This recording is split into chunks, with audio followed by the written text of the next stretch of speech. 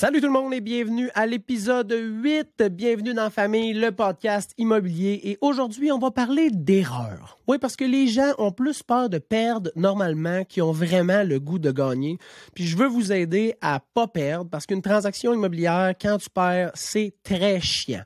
Fait que je vais vous donner... je vais vous faire connaître les pièges dans lesquels ne pas tomber. Fait qu'on va parler des erreurs que les vendeurs peuvent faire dans un processus immobilier, puis que les acheteurs peuvent faire dans un processus immobilier. Comme ça, vous allez savoir dans quelle erreur ne pas vous engager et ne pas recréer. Parce que mon objectif en faisant des capsules sur les réseaux sociaux et en faisant le podcast, c'est de vous parler un peu des erreurs pour les éviter, vous donner des conseils ou vous donner des bonnes pistes à suivre pour que vous puissiez reproduire des bons coups que des gens ont déjà faits. Fait qu'on va commencer puis on va parler des erreurs de vente aujourd'hui. Donc, tu es un vendeur ou tu vas être un vendeur, tu veux te lancer dans une transaction immobilière et tu veux éviter des pièges pour pas avoir de mauvaises surprises. Première chose que tu dois éviter, c'est de ne pas avoir un prix adéquat. Puis là, autant trop élevé que trop faible, les deux sont très, très, très dangereuses, les deux situations. La première, si ton prix est trop faible, bien, tu risques de ne pas nécessairement atteindre tes objectifs. Puis souvent, quand on met un prix faible, là, c'est parce qu'on veut faire une mise en marché qui a de l'impact, avoir le plus de visites possible, le plus de visiteurs, essayer d'aller en offres multiples, d'avoir des conditions qui sont vraiment favorables à notre projet, favorables aux vendeurs. Fait qu'on se dit, ma maison, elle vaut à peu près, on va dire, 300 000. Je vais mettre ça à 275 000. Moi, essayer d'avoir comme 310, 315, 320. Puis là, qu'est-ce qui peut arriver? Ben, tu te ramasses avec 275 000. Fait que ça, c'est un côté dangereux de mettre un prix trop faible, puis tu veux pas non plus laisser de l'argent sur la table que tu aurais pu aller chercher en mettant le juste prix de ta propriété. À l'inverse, si tu mets le prix trop élevé, bien là, ce que tu scrapes, c'est ton momentum de mise en marché. Parce que ta propriété, quand elle arrive sur le marché, c'est une nouveauté. Hein? Les acheteurs attendaient potentiellement ce genre de propriété-là. Par contre, si en voyant les photos, en regardant le secteur, en regardant les caractéristiques, tout de suite, ils se disent « il me semble que c'est un peu cher », ils n'iront pas visiter. Fait que ce momentum-là, de quand tu inscris ta propriété sur le marché, ben, il faut que tu l'utilises parce que tu n'en as rien qu'un. Tu as juste un momentum de nouveauté, puis sur Centris, ta propriété va rester nouveauté, donc afficher nouveauté là, pendant 5 jours. Fait que tu veux profiter de ce 5 jours-là pour essayer d'attirer le plus d'acheteurs possible qui attendaient justement ta propriété sur le marché. Tu veux les inviter à se déplacer, à venir visiter, puis à déposer ultimement une offre d'achat pour réaliser ton projet de vente. Qu'est-ce qui peut arriver si le prix est trop élevé? Bien, tu peux avoir une forte négociation aussi parce que les acheteurs qui jugent que ta propriété est trop chère, qui viennent visiter quand même, qui adorent le spot, qui adorent ta maison, mais qui font « fuck, bien trop cher », ils vont te négocier. T'sais. Ils vont te négocier quand même fortement. Puis ça, c'est pour ceux qui viennent visiter parce qu'il y en a beaucoup qui viendront même pas visiter parce qu'ils vont dire « le propriétaire est tombé sur la tête, est bien trop cher ». Mais ceux qui viennent visiter, ils vont fortement négocier. Puis étant donné qu'ils jugent que la propriété est déjà trop chère, ils vont être relativement assez inflexibles, très rigides sur le prix dans la négociation. Fait que tu risques de pas nécessairement aller chercher le montant que tu voulais avoir. Troisième risque, c'est que les délais vont être vraiment longs. T'sais. S'il n'y a pas beaucoup d'acheteurs qui valorisent le prix que tu as inscrit, ils ne viendront pas visiter, ça va durer sur le marché. Puis, ben toi, pendant ce temps-là, tu ne peux pas réaliser ton autre projet parce que, rappelons-nous, quand on vend notre maison, on vend notre condo, on vend notre terrain, ultimement, c'est pas pour s'en débarrasser, c'est parce que souvent, on a un autre projet, puis cet autre projet-là nous motive à mettre en vente la propriété actuelle. Bien, pour le réaliser, si on la met en vente, c'est parce qu'on a hâte de réaliser le projet. Bien, si ça prend 6 mois, 8 mois, 1 an, 2 ans à vendre la maison, bien, ça te bloque pendant ce temps-là, puis tu peux pas avancer. T'sais. Fait que c'est plate que le délai soit long. Puis, je me rappelle un projet que j'ai eu dans les dernières années. On était COVID, là, une super belle maison, toute rénovée, dans une municipalité qui est recherchée, une belle maison. Là. Tout avait été refait. Les divisions, les revêtements, la cuisine, la salle de bain, la toiture, tout avait été refait. J'arrive pour faire ma première rencontre, fait que j'arrive avec l'évaluation de la propriété, puis moi, j'arrive dans les alentours de comme 2,70. Les propriétaires décident de mettre la maison à 320 000 sur le marché. On est, rappelons-nous, bien dans le COVID. Là. Fait que les maisons, normalement, duraient comme entre 3 et 7 jours sur le marché. Fait qu'on décide de la mettre à 320 000. Je dis on, les propriétaires décident. Moi, je suis juste là pour donner des conseils puis donner des outils de réflexion. Fait qu'on met ça à 320 000. On a des visites, mais le commentaire est toujours le même. Il y a juste un étage. Le sous-sol n'est pas habitable. Il est trop bas, puis ça ne fonctionne pas. T'sais. C'est un très beau sous-sol, dans le sens c'est une très belle cave. Tout sur le ciment, super propre, mais tu ne peux pas habiter là. Tu peux pas habiter là. Puis, j'ai pas de vidéo du sous-sol, j'ai pas de photo du sous-sol, j'ai juste les dimensions parce que je veux pas démontrer que c'est potentiel. C'est pas un potentiel habitable. Fait que les commentaires qu'on a, c'est toujours quand même, j'étais sûr que le sous-sol, on aurait pu faire quelque chose, mais on peut rien faire. J'étais même non, c'est ça, c'est marqué dans la fiche. C'est vraiment comme c'est une cave, là, c'est une cave, une très belle cave, mais c'est une cave. Puis on avait toujours les mêmes commentaires. Fait que qu'est-ce qui est arrivé avec cette maison-là? Elle a duré sur le marché. Une maison qui dure sur le marché COVID, là, les gens, ils font comme something weird. Là, il y a quelque chose qui cloche avec cette maison-là. Et comme de fait, oui, ben, c'est le sous-sol qui n'était pas habitable. T'sais. Fait qu'on a réduit le prix. Ça l'a pris environ 6 mois à vendre cette maison-là dans le COVID, une maison entièrement rénovée. Fait que tu comprends bien que c'est pas la maison le problème, c'est la maison par rapport au prix. Et là, c'est là le problème. Le rapport entre les deux n'était pas logique. Fait qu'on a réduit jusqu'à réduire à 270 000, qui est la valeur, la juste valeur marchande initiale. Puis, de mémoire, on a vendu en offre multiple quelques milliers de dollars au-dessus du prix qui était rendu affiché. Ça aurait été quoi la différence si on avait affiché tout de suite au juste prix? Probablement qu'on aurait vendu à l'intérieur de entre 0 et 7 jours. Puis on aurait probablement vendu plus cher que le prix qu'on a vendu au final parce qu'il y aurait eu ce momentum-là, cet engouement-là qu'on aurait pu capitaliser dessus, qu'on n'a pas pu faire dans cette transaction-là parce que ça faisait 6 mois qu'elle était sur le marché. Déjà qu'on a eu plus que le prix demandé, c'était déjà une belle réussite. Mais on aurait pu s'éviter 5 mois et 3 semaines de mise en marché, de baisse de prix, de stress, d'anxiété, de plein de trucs négatifs qui ont fait que les propriétaires n'ont pas pu passer à leur prochain projet pendant tout ce temps-là. T'sais. Fait que d'avoir un prix qui n'est pas adéquat, c'est une erreur à éviter. Deuxième chose, avoir un mauvais home staging. Fait que le home staging, là, c'est vraiment comme de rendre visuellement la propriété appealing, là, intéressante, attirante. C'est ça le but du home staging. Là, ta maison, il faut qu'elle se vende plus vite, mieux parce que les gens la trouvent belle et qu'elle est bien accessoirisée, bien présentée. Quand ta propriété n'est pas bien home stagée, là, ça brise l'imaginaire des gens.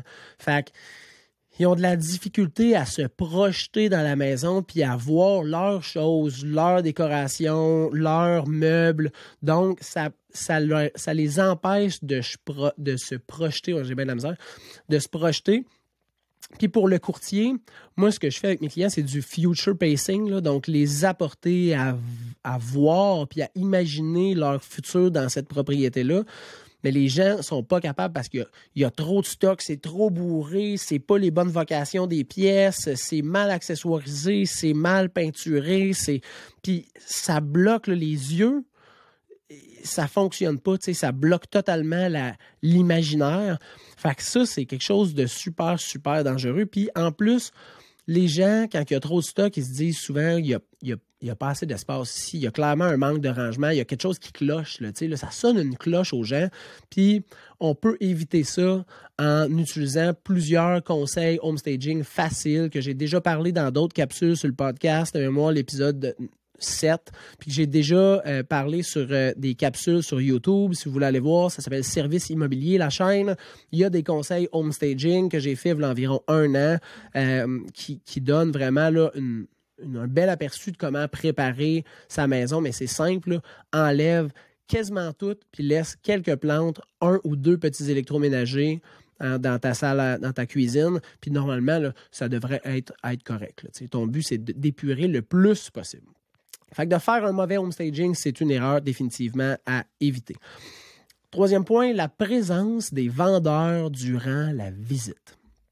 Puis là, ça, là, c'est mitigé. J'en ai parlé sur les réseaux sociaux. Les gens disaient « Ouais, mais là, moi, je vais être là, je peux répondre aux questions. » Oui, puis non. On n'a pas besoin que tu sois là. Premièrement, si tu prends un courtier, ben c'est parce que tu veux te décharger de cette responsabilité-là, puis tu fais confiance à ce professionnel-là que c'est lui la bonne personne pour t'aider. Fait que laisse-y donc le champ libre pour impressionner les acheteurs. Mais le fait que tu sois là, ça va créer une mauvaise communication entre les acheteurs ou entre les acheteurs et leur courtier. Parce que là, tu es là, hein? C'est à toi la maison, c'est à toi la déco, c'est à toi les meubles, c'est à toi c'est à toi. Fait que de parler contre ton bien, ta propriété que tu es en train de vendre en disant « Ah, le plancher, il est laid, moi j'arracherais ce mur-là, ça vient juste d'être fait, mais c'est dégueulasse. » Pense pas qu'il y a beaucoup d'acheteurs qui sont très à l'aise de le faire en ta présence.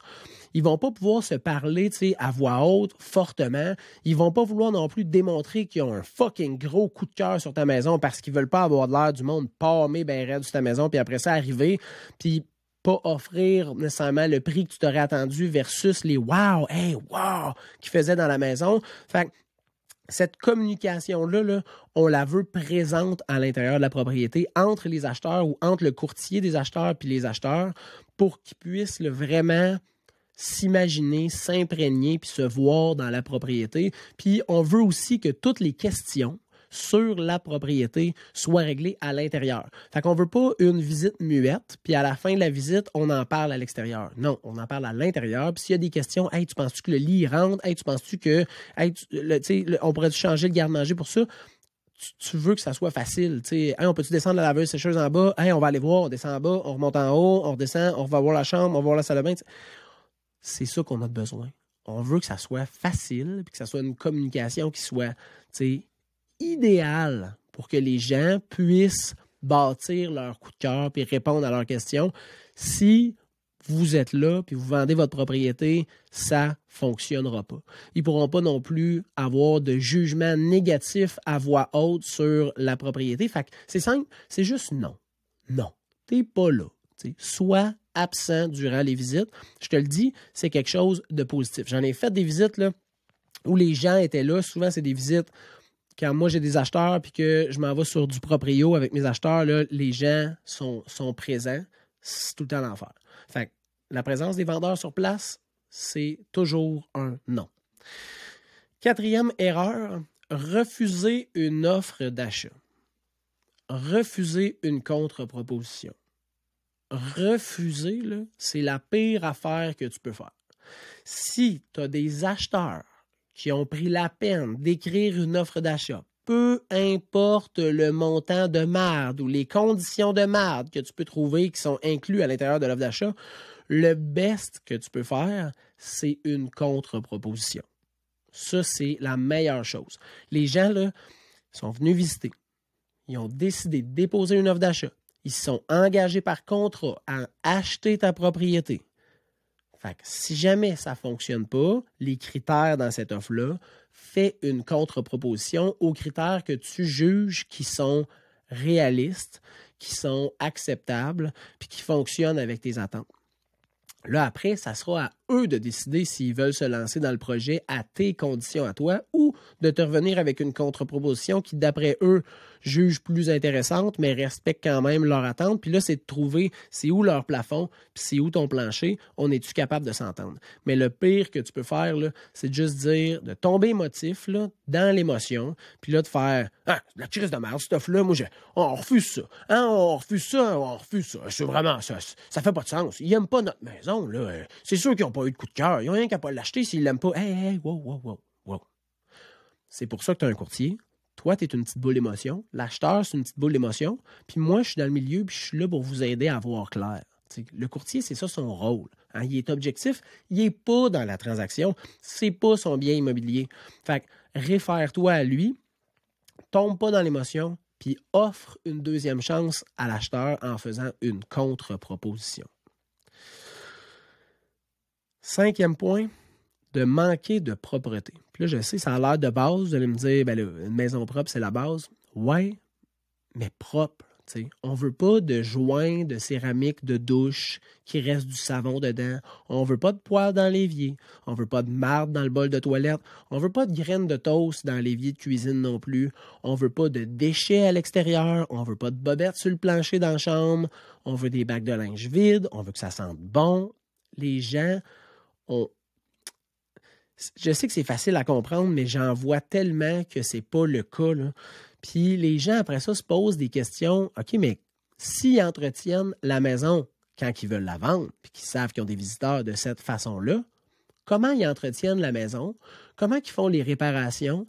De quelle façon ils planifient les choses à faire sur la maison s'ils ne sont même pas capables de faire un gros ménage quand il y a plein de monde qui ne connaissent pas, qui veulent acheter la maison, puis ils font ça comme ménage. Fait que, mettons qu'il y a une toiture à changer, ils vont-tu prendre Bob qui charge 5$ de l'heure, qui arrive un petit peu chaud sa job parce que c'est moins cher? Est-ce qu'ils vont faire la toiture? S'ils ont besoin de changer la tank à eau chaude, est-ce qu'ils vont le... Tu sais, c'est tout ça, toutes ces questions-là qui embarquent, là. Comment ils font les choses s'ils sont même pas capables? Comment tu peux faire les grandes choses si tu n'es pas capable de faire les petites choses bien? Mais ça, là, c'est quelque chose qui coûte rien, qui prend un peu de temps, c'est chiant, mais qui coûte rien, puis qui fait toute la différence durant les visites.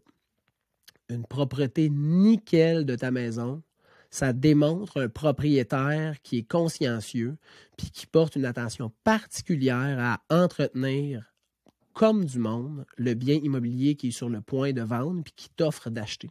Fait que, prends le temps, puis nettoie ta maison de A à Z. Je te dis, c'est le truc le moins cher, avec le home staging, là, qui peut faire une énorme différence sur ta maison. La dernière erreur de vente que tu pourrais faire, c'est baser tes décisions sur un feeling. Puis là, le courtier, lui, il est là pour justement pas être émotif, pas avoir d'émotion qui est reliée au bien immobilier, tu sais. Pas d'émotion plus l'expérience du courtier égale une bonne décision. Puis en même temps, si tu as pris la peine de choisir un courtier en qui tu as confiance, tu vas pouvoir, dans ce moment émotif-là, prendre une respiration puis lui dire, toi, qu'est-ce que tu en penses, François? Selon ton expérience, qu'est-ce que je devrais faire? Puis pas qu'est-ce que je devrais faire, tu te fermes les yeux puis tu suis ce qu'il dit, mais prends le temps d'essayer de comprendre son point de vue, de comprendre ses réflexions, puis ses conseils, de les écouter, puis de faire « Ah, mais c'est pas fou. » t'sais. Il m'est arrivé de vendre une propriété dans un marché qui était changeant. On a affiché la propriété à un prix donné, un prix X. Entre le moment où on l'a mis sur le marché, puis le moment où j'ai voulu avoir une discussion avec le propriétaire, il y a des propriétés similaires qui se sont vendues nettement moins cher que le prix affiché de la propriété. Fait que ça donne un nouveau comparable qu'on n'avait pas au départ quand on a affiché la propriété, mais ça change la game. Tu sais, si tu as affiché un immeuble à 400 000, puis là, tous les comparables qui se vendent 350 000, même si au début, je t'ai dit que ça valait 400 000, maintenant, avec le marché qui change, les comparables, c'est 350 000. Fait que tu as deux choix. T'sais. Ou tu continues parce que tu te dis, ben là, c'est ça que tu m'as conseillé au début, ou tu analyses et tu fais comme, ben, c'est réfléchi comme façon de voir les choses.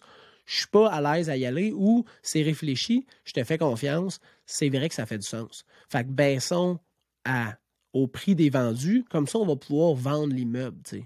Puis là, c'est pas le courtier qui a pas bien fait sa job au départ. Le marché a changé.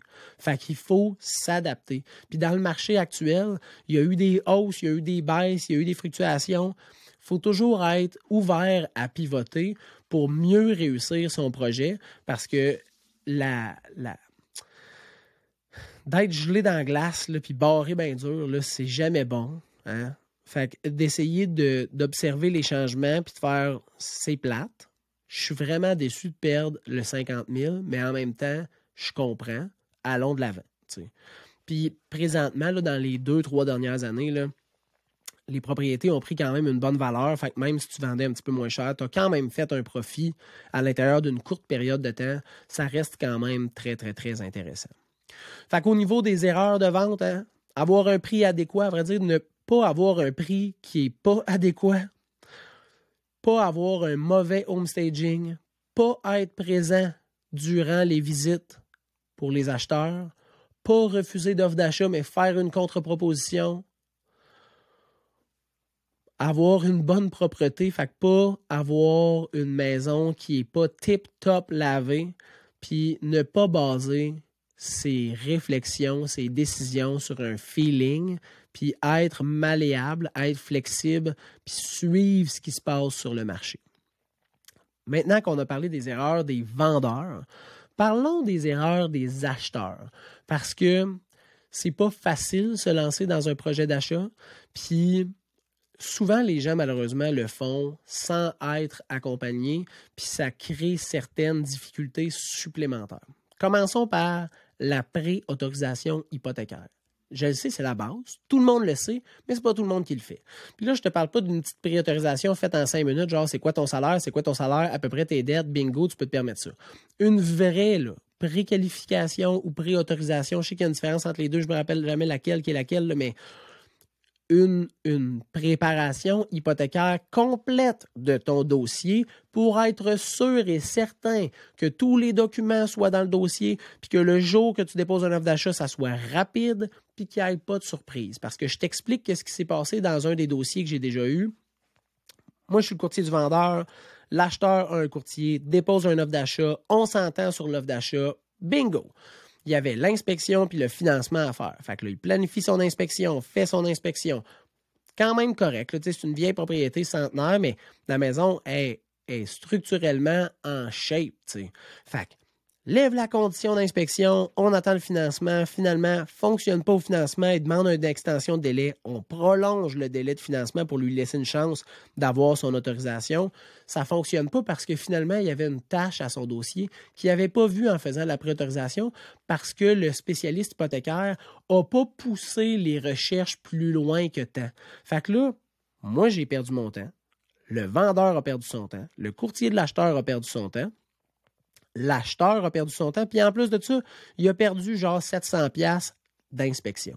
Tout le monde a perdu son temps parce qu'on était mal préparé pour l'hypothèque. Fait que de faire là, un site, tu t'assois avec ton spécialiste hypothécaire, ton démarcheur, ton courtier, là, puis tu lui dis, moi, je veux être sûr que ça passe quand ça passe, fait que dis-moi tous les documents qu'il faut que je te donne, je vais te les donner tout de suite, puis on fait vraiment un dossier béton. Comme ça, quand je trouve la perle rare, là, c'est sûr que je suis capable de l'acquérir.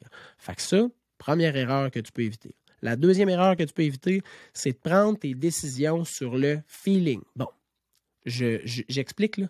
Acheter une maison, un condo, un terrain, ça, tu bases ça, ta première impression de genre, est-ce que je dépose une offre? Là? Ça, c'est le feeling. Hein? Puis quand tu es avec un courtier, là, toi, tu t'occupes du cœur, du feeling, puis le courtier s'occupe de la tête. Est-ce que ça vaut vraiment ça? Est-ce qu'il y a des problématiques à l'intérieur? Quelles sont les conditions à mettre dans l'offre d'achat? Comment qu'on le présente? C'est quoi la stratégie? Ça, c'est la job du courtier. Toi, tu te concentres juste au feeling. Mais là, après ça, pour prendre tes décisions de qu'est-ce qui est dans le contenu de ton offre, quel genre de stratégie, de prix on va utiliser, ça, c'est pas sur le feeling que tu bases ça. C'est stratégique. Puis des fois, j'ai des phrases de « Ouais, mais... » Puis ça, c'était pendant la COVID, puis ça me levait le poil ses bras. Là. On est 10 à présenter un offre d'achat. La maison est 270 000. Je sais clairement que dans le secteur, ça peut valoir à peu près 325 000. Puis là, il fait « Ouais, on va y aller à 380. » Le feeling que ça va y aller. Je suis même « Non, monsieur le client, ça passera pas. » Pourquoi? Parce que tel comparatif était affiché à 275, c'est vendu entre 315 puis 345. Fait que non, ton 280, ça le fera pas, tu sais. Ah, le feeling que ça va passer, si c'est pas celle-là, c'est pas la mienne. Mais pourquoi tu déposes un offre si c'est pas la tienne, tu sais? Moi, quand je dépose un offre, là, c'est parce que j'ai un méchant bon feeling, puis c'est la mienne, puis je vais me donner le plus de chances possible de l'acquérir. Puis là, encore là, même si le but de déposer une offre d'achat, il faut que tu le fasses sur des trucs factuels, puis des statistiques, puis d'être réfléchi. Si toi, tu ne valorises pas la maison assez, c'est correct. Mais dis pas j'ai un feeling. Dis, moi, je ne veux pas investir plus que tant dans cette maison-là parce que ça. Puis là, on peut avoir une discussion, puis là, on peut regarder, OK, mais si tu veux avoir tout ça, le prix de la propriété sera sûrement ça, t'sais, ce qui va revenir au même que si on dépose un offre d'achat à plus présentement. Puis là, au moins, il y a une discussion parce que c'est réfléchi, c'est pas émotionnel. Fait que quand c'est réfléchi, on peut discuter, débattre, puis essayer de voir, OK, bon, mais je comprends ton point de vue, tu as raison. Quand c'est émotionnel, c'est irrationnel. Je peux rien faire, tu peux rien faire. La discussion est clos. Là, c'est une question de feeling. Je peux pas revenir contre un feeling. Je peux pas enlever un feeling. Fait que tu achètes une maison si tu as un feeling, mais le contenu de ton offre d'achat, là, tu le fais avec des statistiques et une préparation stratégique. Fait que ça, c'est une erreur que tu peux éviter de prendre des décisions sur le feeling. Écouter ton entourage. Puis là, je dis pas de pas écouter ton entourage, mais de prendre certaines informations et de les confirmer avec un expert. Hein? Parce que ton père, ta mère, ton beau-frère, ton voisin, ton cousin, ils ont peut-être tous déjà acheté une maison, puis ils vont dire, moi, je connais ça, ma 3e maison ici, puis on fait tout le temps ça de cette façon-là. Non, c'est pas vrai. OK? C'est pas vrai qu'on fait tout le temps ça parce que, le courtier, là, tout dépendant quel courtier tu prends, là, mais moi, mettons, là, j'ai 70-80 transactions par année. Sur 70-80 transactions par année, j'ai peut-être, je sais pas, moi, 450 visites, 550 visites. Je fais plusieurs transactions, je fais des formations, je suis des formations continuelles, j'écoute des inspecteurs régulièrement dans des inspections. C'est mon métier, hein? C'est ma passion. J'aime ça apprendre, j'aime ça confirmer mes informations pour voir s'ils sont réels. Fait que ça, là, ça fait que je me base sur des faits, je me base sur des choses qui sont concrètes, puis pas sur mon expérience de 3 maisons. T'sais, ça m'est déjà arrivé, moi aussi, je sais pas, moi, réparer une pédale de vélo, mais comment calibrer un shifter pour un vélo, ben, je suis peut-être pas le meilleur pour te parler de ça, là. Fait que, écoute ton entourage, c'est normal. C'est des gens qui sont pour toi importants puis que tu as une grande confiance. Mettons, mon père, assurément, j'ai une grande confiance en lui puis je le valorise. Mais mettons que je veux me faire transplanter un rein, pas mon père que je vais demander des questions genre « Hey, au niveau du... » Non, ça va être le médecin. Hein? Si je veux, exemple, là, je sais pas, moi... faire des modifications au niveau de mes fenêtres dans ma maison. Il a déjà fait de la construction, mais ça va être le gars de fenêtre que je vais écouter. Mais dans une transaction immobilière, c'est la même affaire. Le courtier, il a un bagage de connaissances qui est plus approfondi, plus confirmé que ton père. Mais ton père peut te soulever, par exemple, une question, une réflexion, puis là, tu le confirmes avec le professionnel. Puis ça, c'est une très bonne façon de prendre ces informations-là, ces questionnements-là, puis de les confirmer avec la bonne personne qui est le courtier immobilier, le courtier hypothécaire, le notaire, l'inspecteur, qui sont les professionnels qui vont venir t'aider dans ta transaction immobilière. Une autre erreur que tu peux éviter, c'est de ne pas être représenté. Ne pas être représenté. Ça, c'est la raison pour laquelle je suis courtier immobilier. Puis là, je vais me calmer. Je me calme. Je ne veux pas tilter. Mais au Québec, on a cette fâcheuse habitude de ne pas prendre de courtier pour acheter une propriété. Pourtant, à peu près 93% des transactions se terminent avec un courtier immobilier. Ces 93% des transactions-là pourraient être toujours représentées. Hein? L'acheteur a son courtier, le vendeur a son courtier, les deux sont représentés, les deux sont outillés d'un professionnel qui est là pour les aider. Hein? Comme quand tu t'en vas en cours, là, chacun a son avocat. Tu fais pas « Ouais, moi je me suis fait poursuivi, mais tu sais, l'autre partie, il y a un avocat, là, c'est un professionnel, fait qu'il va m'aider. » Ben non, sacrément, l'autre avocat, il est là pour aider son client, pour blanchir son client, protéger son client. Il n'est pas là pour toi. Fait que la double représentation, là, ultimement, puis je vais me faire pitcher des roches pour ça, mais ne devrait pas exister. Puis là, tranquillement, l'OASIC, hein, l'organisme d'autoréglementation du courtage immobilier du Québec, est en train de plus en plus réglementer ça. Fait que, tu sais, puis là, ça aussi, c'est une loi qui est moyen compris, là, mais tu as le droit d'être représenté par un courtier acheteur sans signer de contrat. Quand tu vas déposer ton offre, tu vas juste signer un document comme quoi ton courtier t'a expliqué que tu pouvais être représenté contractuellement, donc d'avoir un contrat avec ton acheteur, avec ton courtier acheteur, mais que tu as décidé de ne pas le faire, mais c'est quand même lui qui va déposer ton offre d'achat. Quand tu vas visiter une maison, normalement, le courtier du vendeur devrait te dire Est-ce que tu sais que tu peux être représenté par un courtier? Puis je te conseille d'être représenté par un courtier pour visiter, pour analyser, pour préparer ta stratégie puis pour déposer ton offre. Si tu décides de ne pas le faire, tu signes le même papier qui dit que je t'ai proposé de signer un contrat avec un courtier qui te représente, mais que tu as décidé de ne pas le faire.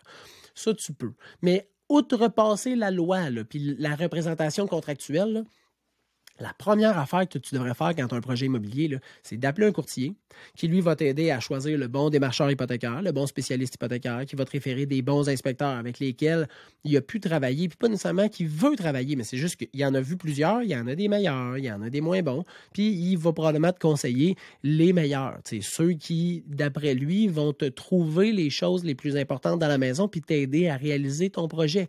Il va t'aider dans la préparation stratégique, il va t'aider dans ta réflexion.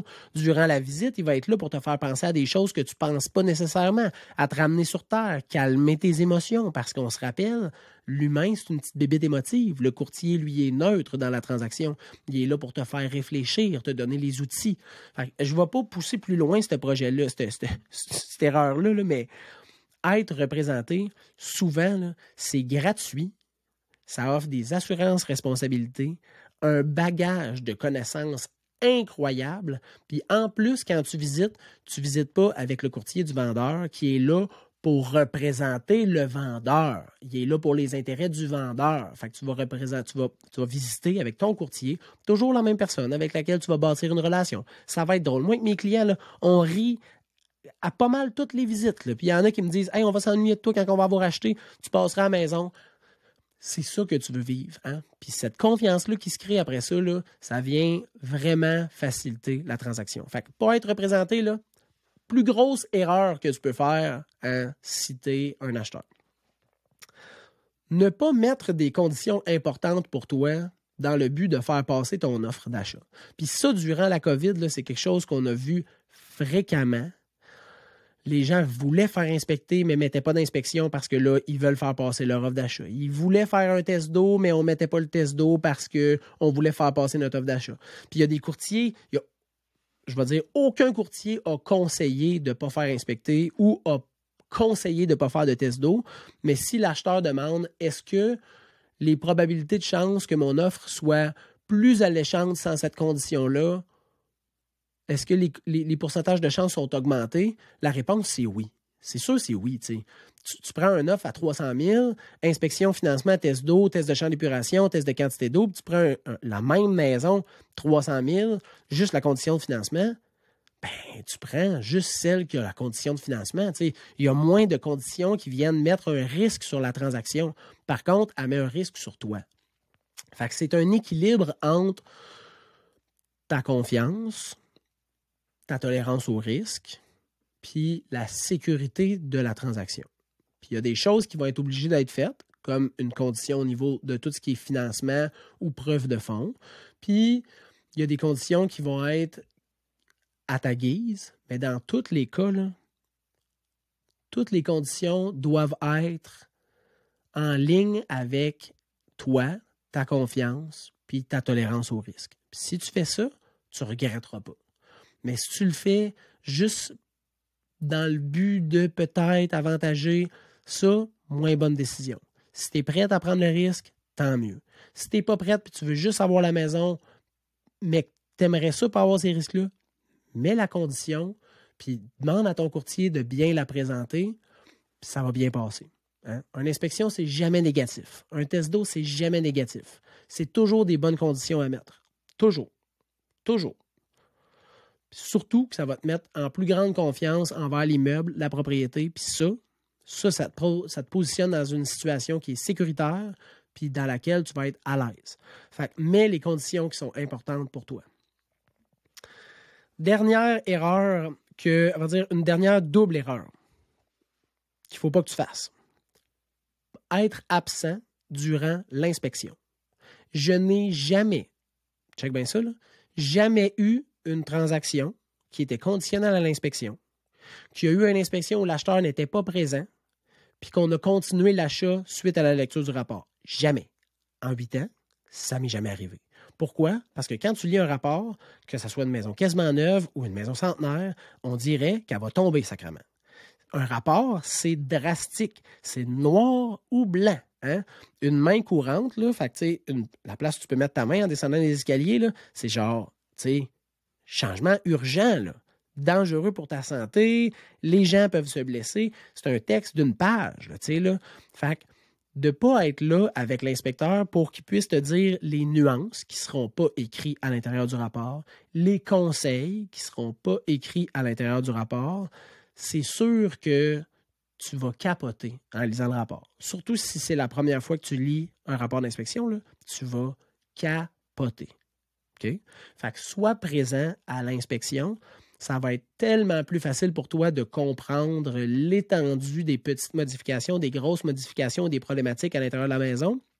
Sois présent à l'inspection.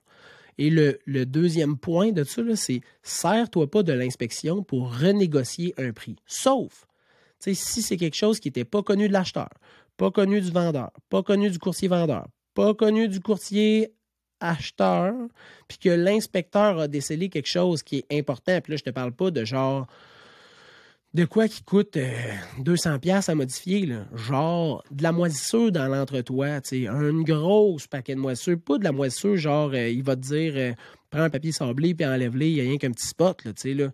De la moisissure dans l'entretoit, une infiltration d'eau active parce qu'il y a vraiment beaucoup d'humidité en quelque part, puis qu'on lève un petit morceau de quelque chose, puis là, oh, ben oui, il y a de l'eau dans la cave, là, là.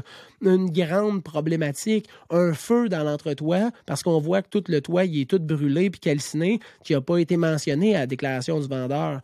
Une présence de vermiculite, parce que le vendeur il pensait que c'était de la laine, mais finalement, c'est pas de la laine, c'est de la vermiculite. Il faudrait faire expertiser, puis tout d'un coup, on fait l'expertise, puis il y a de l'amiante dans la vermiculite.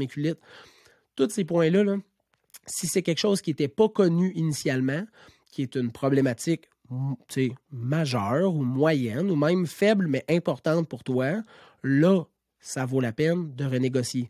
Mais sers-toi pas du rapport d'inspection pour dire, gars, je vais rentrer au prix demandé, on va faire l'inspection, puis après ça, on va négocier 10-15 000. Non, mauvaise technique. Mauvaise technique, mauvaise approche, puis il y a des maudites bonnes chances que l'acheteur, le vendeur, ils veulent pas. Parce qu'il va dire, voyons, qu'est-ce qu'il y a à l'intérieur du rapport qui justifie ce 15 000-là, qui n'était pas connu avant même de faire l'inspection? Ouais, là, c'est ça. C'est ça. Fait qu'on veut toujours rester factuel, logique, hein? Fait que sois présent à l'inspection, puis sers-toi du rapport d'inspection pour négocier uniquement si c'est des choses que tu ne connaissais pas auparavant. Fait que, je vais te donner un autre exemple. Une maison avec un panneau électrique à fusible, avec des câbles d'aluminium, hein, tu pouvais le voir durant ta visite. Attends pas de recevoir le rapport pour dire « Ouais, mais là, le câblage d'aluminium puis le panneau électrique de fusible, là, ça va coûter peut-être à peu près 5 500$, fait que je vais te négocier de 5 500$. » Dude, dans ta visite, là, tu pouvais le voir, ça. Ton courtier te l'a sûrement dit. Demande la baisse de prix au départ, au dépôt de ton offre d'achat, puis explique les raisons, puis dis-lui que tu vas faire l'inspection, mais que ça ne sera pas une surprise pour toi. Là, c'est la bonne façon d'utiliser une inspection. Fait que les erreurs que tu peux faire en tant qu'acheteur, si on résume ça, là, pas être préautorisé, prendre tes décisions sur le feeling, puis là, je ne te parle pas d'écouter ton cœur quand tu déposes un offre d'achat, là, mais tes décisions stratégiques. Hein? Écouter ton entourage à la place d'écouter un expert. Pas être représenté en 2022, ça ne devrait pas hésiter. Tu devrais toujours être représenté. Pas mettre des conditions qui sont importantes pour toi, puis ne pas être présent à l'inspection ou te servir du rapport d'inspection pour négocier des pacotilles. Ça, c'est des erreurs que tu peux définitivement éviter.